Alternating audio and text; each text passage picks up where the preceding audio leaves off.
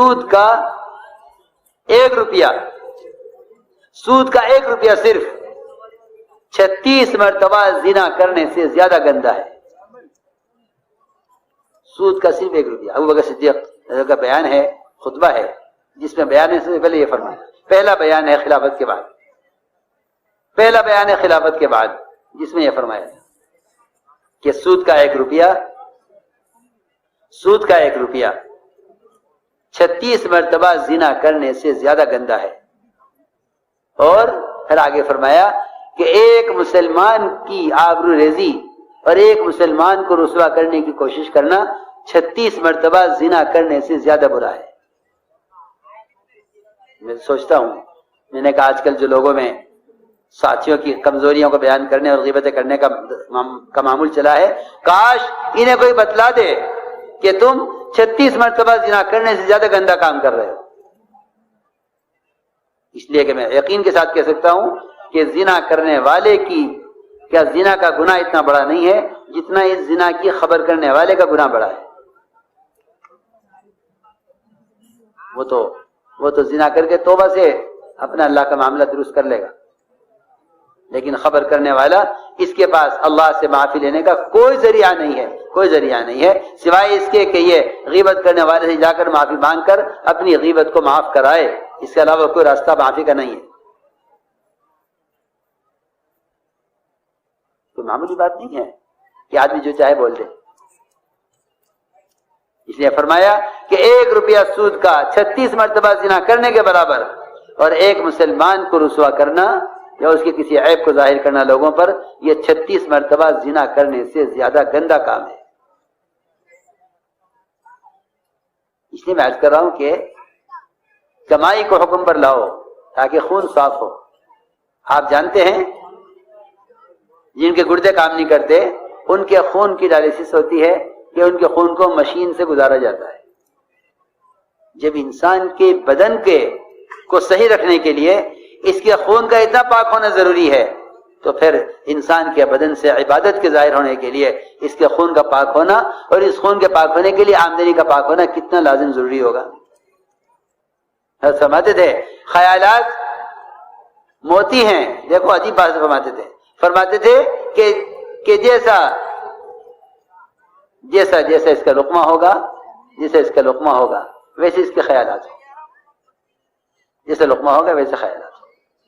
فرماتے تھے کہ لقمہ سمندر ہے، خیالات اس کے موتی ہیں. جتنا صاف پانی ہوگا اتنے صاف موتی ہوں گے، جتنا اچھی غذا ہوگی اتنے اچھے خیالات بھی ہوں گے. ورنہ آدمی اپنے دماغ سے گناہوں کو سوچتا ہے اور پھر اعضاء سے ان گناہوں کو کرتا ہے. یہ گناہ ایسے نہیں ہو رہے ہیں. لوگ کہتے ہیں ہم گناہ سے بچنا چاہتے ہیں لیکن بچا نہیں جا سکتا. کہ کیوں بچا جائے گا؟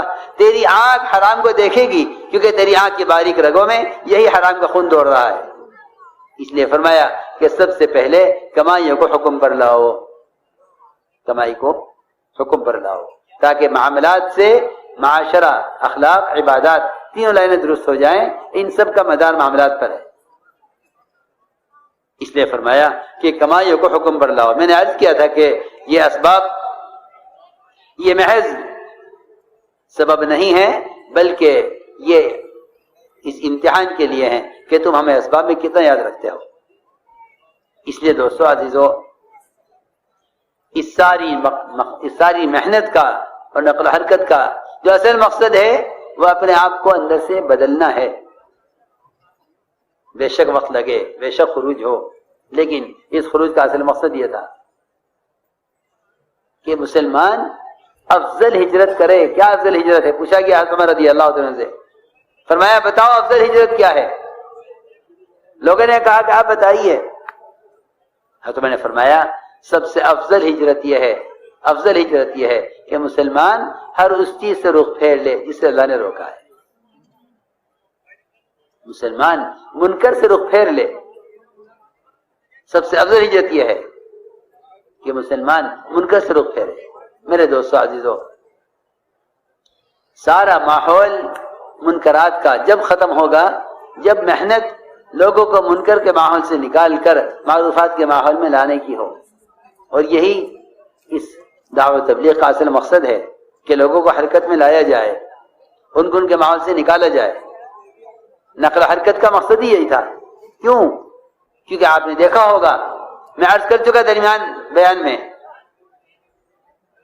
کہ وہ 99 کا قتل کرنے والا جس کو راہب نے کہا تیری توبہ قبول نہیں ہوگی، اس کو ایک عالم راستہ دکھلایا کہ تمہاری توبہ کی پختگی اور تمہاری توبہ کی تکمیل اس میں ہے کہ تم اپنی بستی چھوڑ کر نکل جاؤ.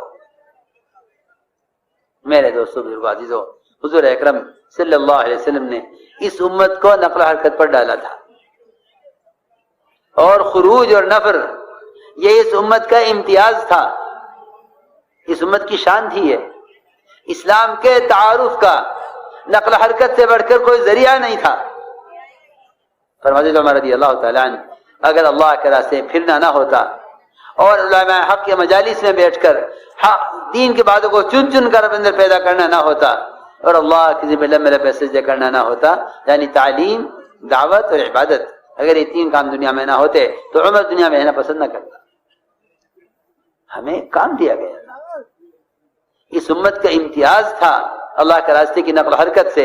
اسلام کی بقا تھی، صرف میں صرف کا لفظ استعمال کر رہا ہوں، اسلام کی بقا صرف اس پر تھی کہ مسلمان دین کو لے کر حرکت میں رہے.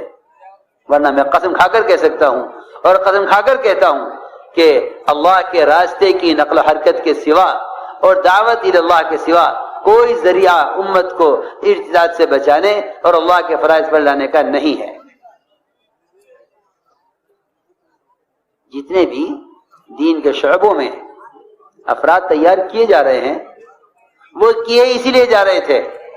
مدینہ منورہ یہ اسلام کا مدرسہ اس لیے نہیں تھا کہ یہاں سے فارغ ہو کر بیٹھ جائیں، بلکہ اسلام کا مدرسہ اس لیے تھا کہ اس مدرسے سے نکل کر تمہارا کوئی کام نہیں ہوگا سوائے اس کے کہ تم ملکوں میں علاقوں میں اس علم کو لے کر پھرو.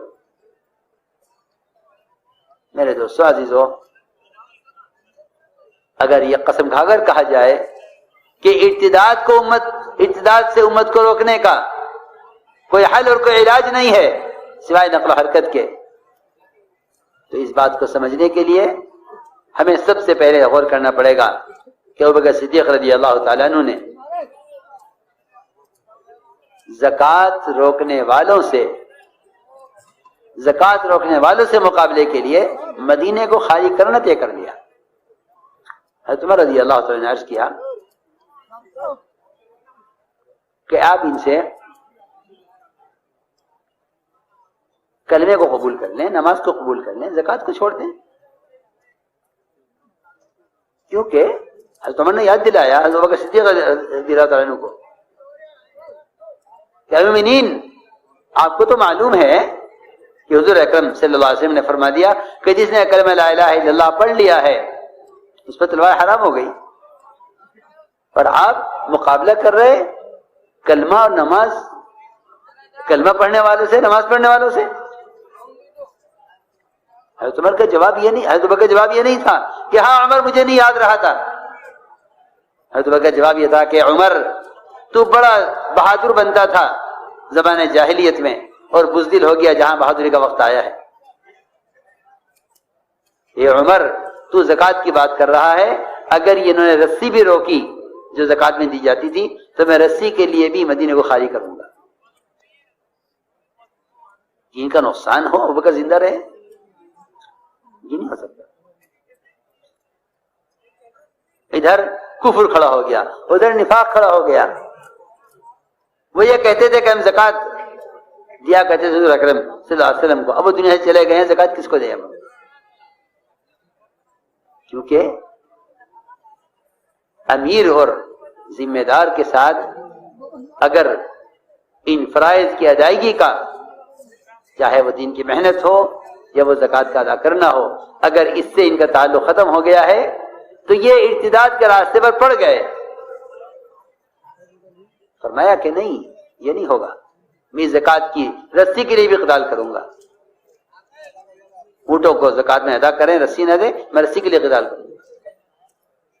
عمر رضی اللہ عنہ نے عرض کیا اے مومنین، آپ تنہا کیوں اس جماعت کی روانگی میں مصر ہیں؟ آپ مشورہ کریں سب سے. عجیب بات ہے، مشورہ کریں، مشورے سے کام کریں. جب ہماری رائے نہیں ہے اور شورا والوں کی بھی رائے نہیں ہے، شورا والوں کی بھی رائے نہیں ہے، ہماری بھی رائے نہیں ہے کہ اس وقت مدینے کی حفاظت کا اور اس وقت مدینہ منورہ کی میں رہنے والوں کی حفاظت کا مسئلہ ہے۔ حضرت بکر نے فرمایا نہیں، مدینے میں رہنے والوں کی حفاظت کوئی مسئلہ نہیں ہے، اس وقت دین کی حفاظت کا مسئلہ ہے۔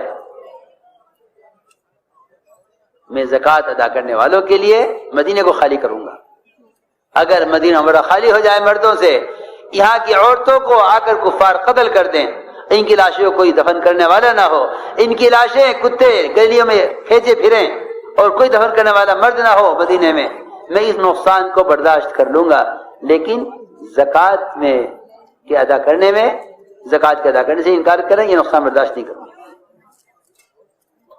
میں حضرت عمر کی بات عرض کر رہا تھا کہ حضرت عمر نے عرض کیا حضرت ابوبکر رضی اللہ عنہ سے کہ آپ مشورہ کریں۔ حضرت ابوبکر نے فرمایا کہ عمر، منصوصات میں مشورہ نہیں ہے، جس میں اللہ کے رسول کا حکم ہے نکلنے کا، اسے مشورہ نہیں ہے۔